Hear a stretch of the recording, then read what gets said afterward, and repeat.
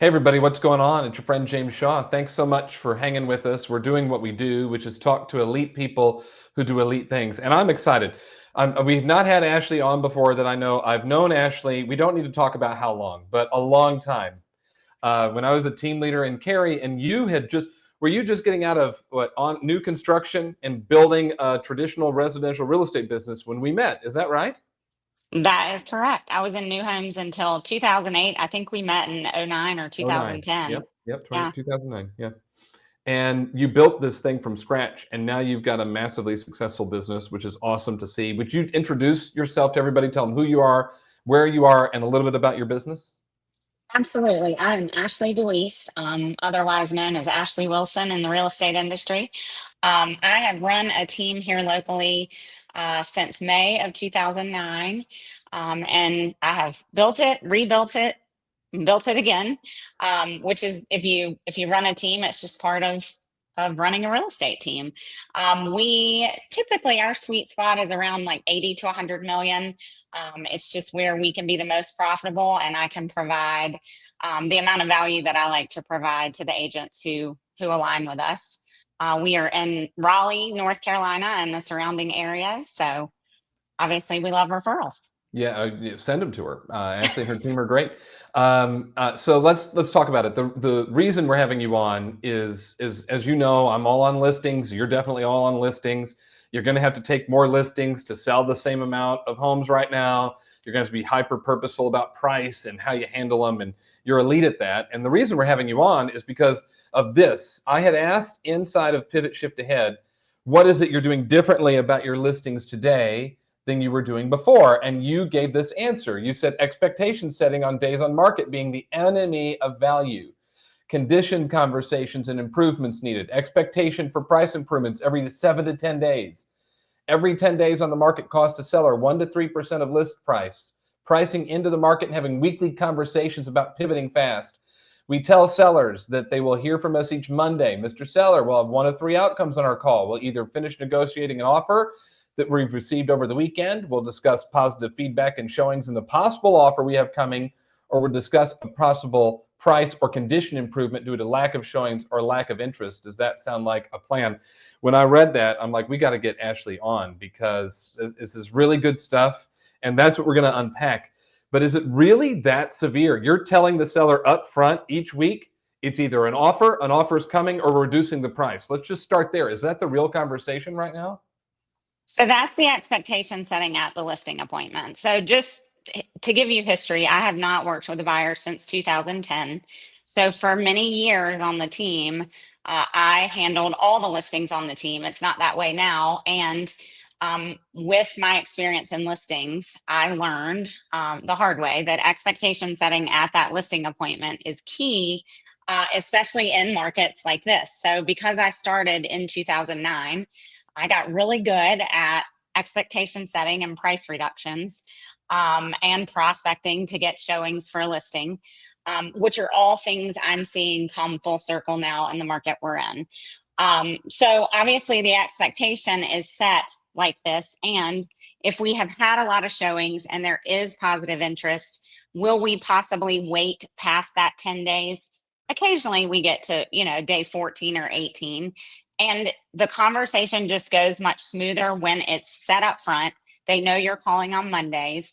I think oftentimes listing agents throughout the week, I call it like literally feel plucked like a chicken, right? The seller all week is like, I've got a question about this. I've got a question about that. So this Monday call also helps them save their Saturday afternoon questions for that Monday call. It's really So if smart. you, All right.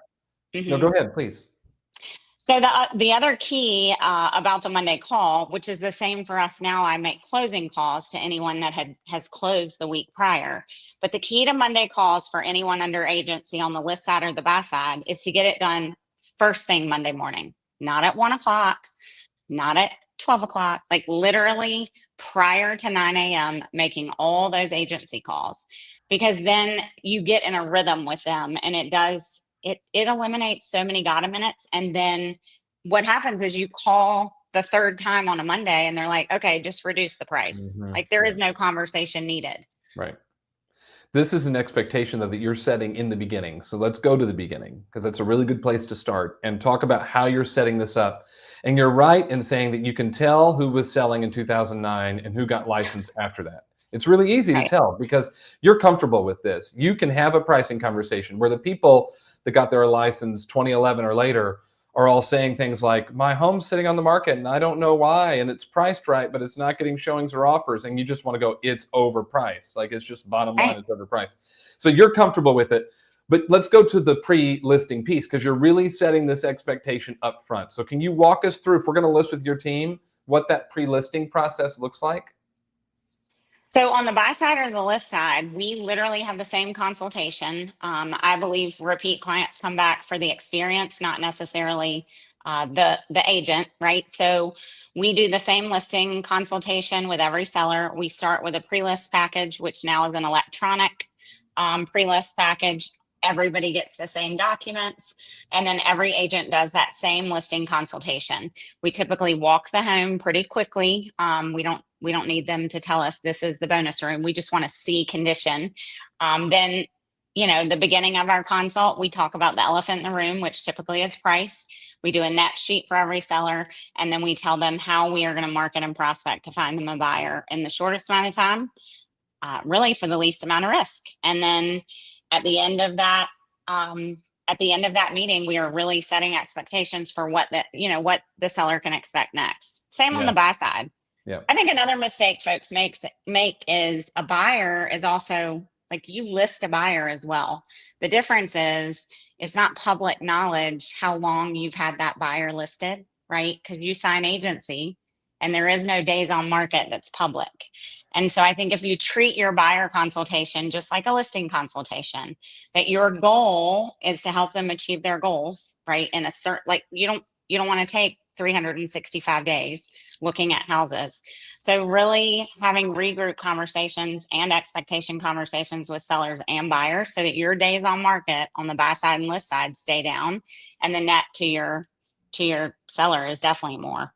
We're going to talk about days on market being the enemy in just a minute, but I want to show them the form that you're using. This is it's your seller homework in the pre-list piece that you do, and you're sharing this with our Inspire members. So thank you so much for doing it. But oops, I clicked the wrong button. There we go. So tell me just a little bit about this and how it helps you guys. So throughout the history of our team, any questions that we get over and over, we recognize we're missing a system, right? So if we're having to repeat ourselves or ask the client for the same thing over and over.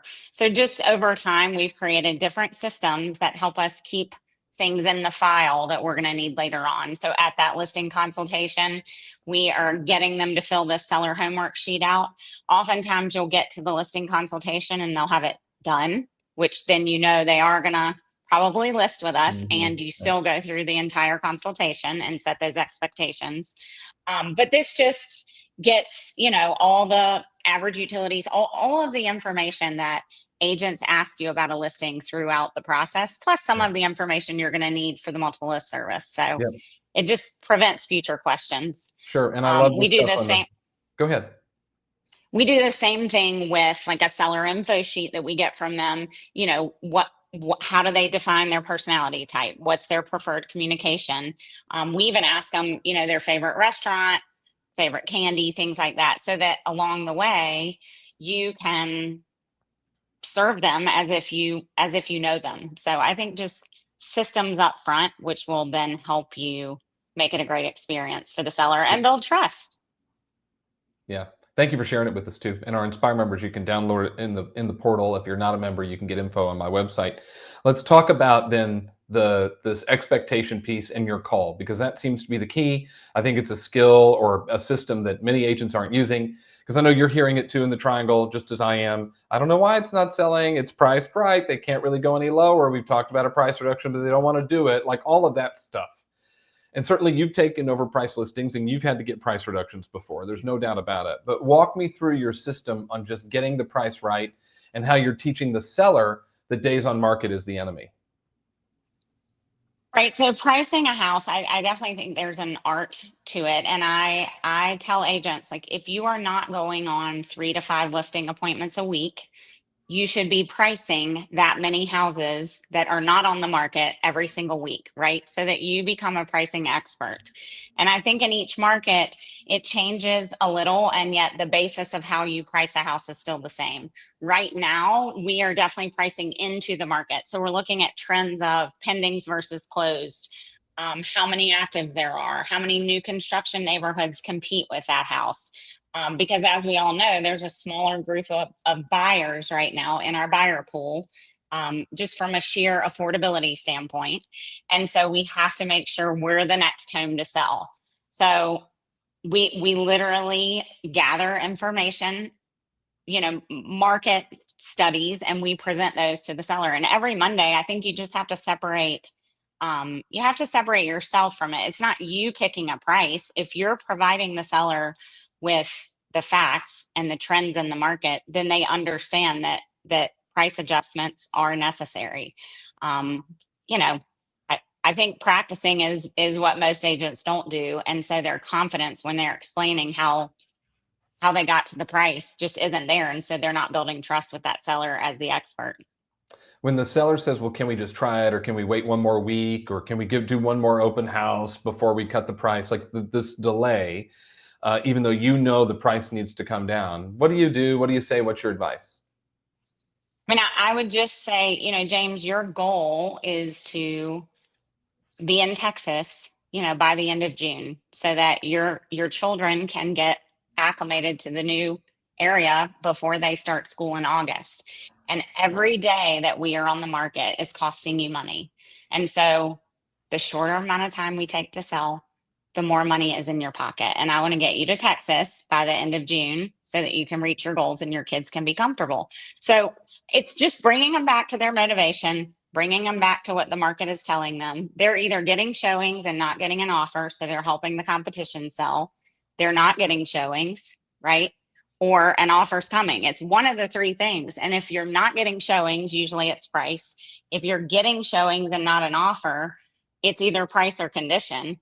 And so you can only modify but so much. If you list homes in good condition, you just bring them back to their motivation. And then the only thing you can adjust during the listing process is that price.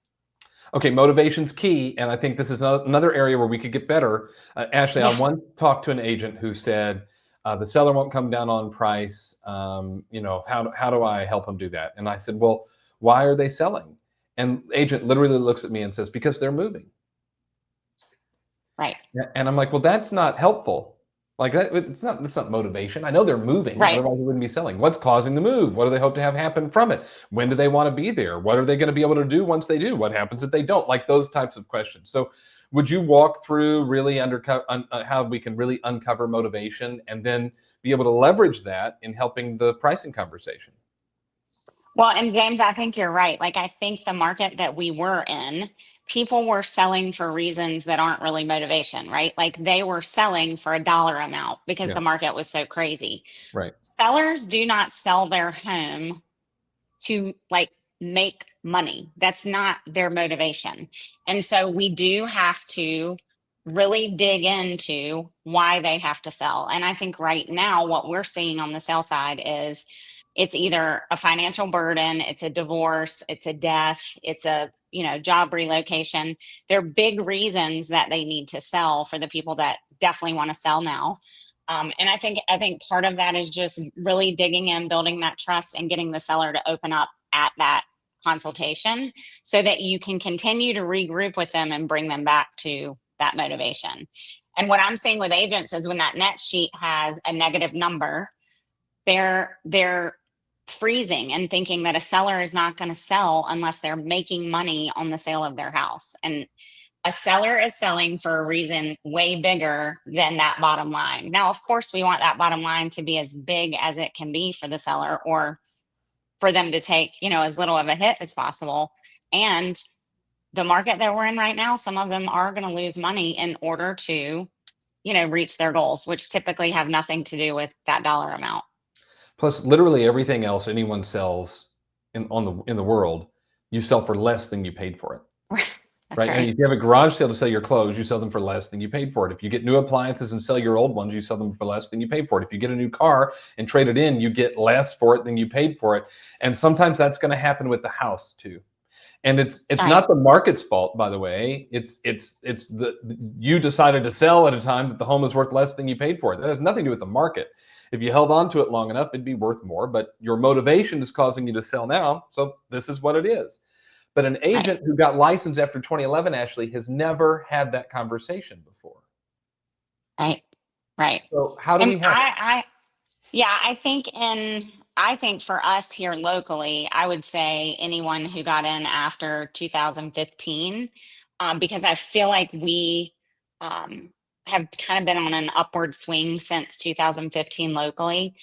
So I think it's you just ask questions and then you ask a question after they answer that question and really dig deep. Um, Typically, right now, there's a big reason why people are having you come out for a listing consultation. These are They know they're motivated not, people. that's right. They know Yeah. they're not going to make money on their house. And I believe that most sellers are not going to sit with you for a 45-minute consultation just to find out a price, right? There's too many tools online. They can find out relatively what their house is worth. If they're having a consultation with you, there is an underlying motivation, and it is truly building trust at that initial consultation so that they will open up to you and you know what their true motivation is. And I think it's just asking questions after they answer your first question, asking another question, continue to dig deep. And if there's two parties involved, I think you've also got to make sure you're getting answers from both folks. What I'm hearing is we got to set expectations on the front end of what's going on in the market. You show your professionalism there. That's when you start to set up this our Monday call conversation. You need to truly understand motivation, no doubt about that. But you've got to understand what's going on in your market too. A great example would be in the Triangle. That there's a lot of new construction in that market. It's been an area that's grown a lot. So in a market today, you're competing against that. That's going to drive your price down. You have to be able to share that with the seller.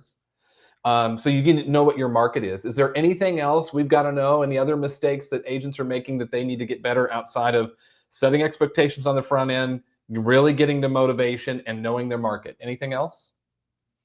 On the listing side in general, Yeah. I mean, I think condition, right? So I think just along with price, we haven't had to have listings in list condition for quite a few years.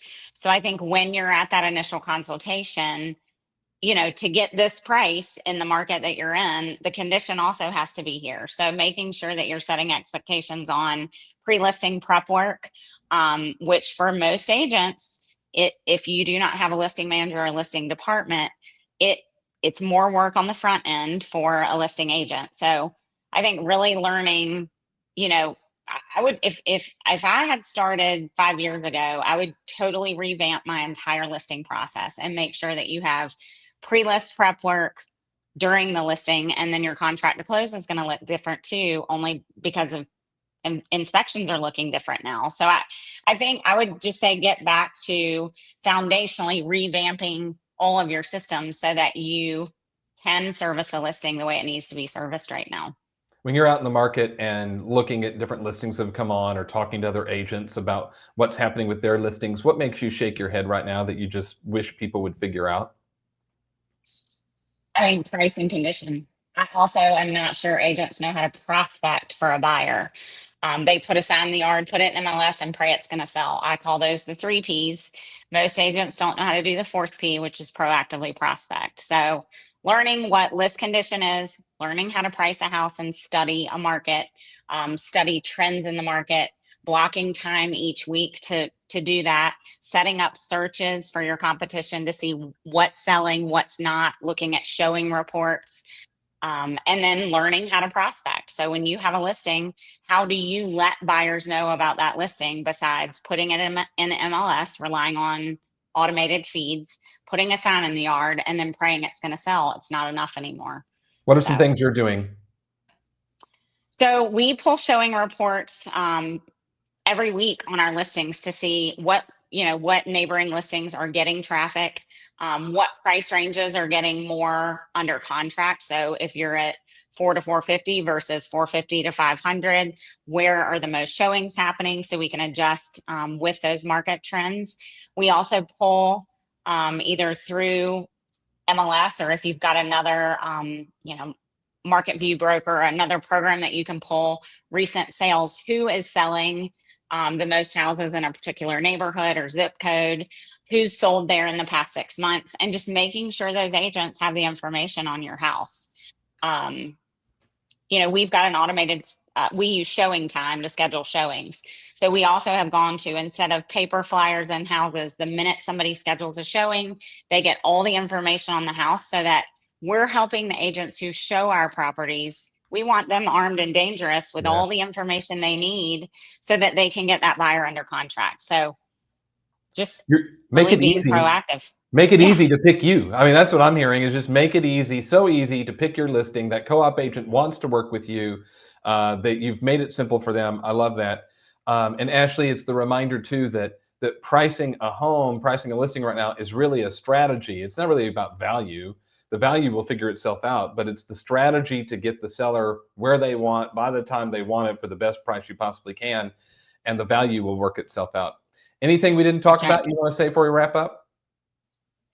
Yeah, I mean, if anybody needs, I think systems right now are key, because we're all getting the same questions, the same objections, the same, we're all having the same conversations. If you're answering a question more than once, or having the same pricing conversation, you're missing some sort of system or some sort of expectation setting during the process to get, the outcome that you want. So I would just really take a step back, right?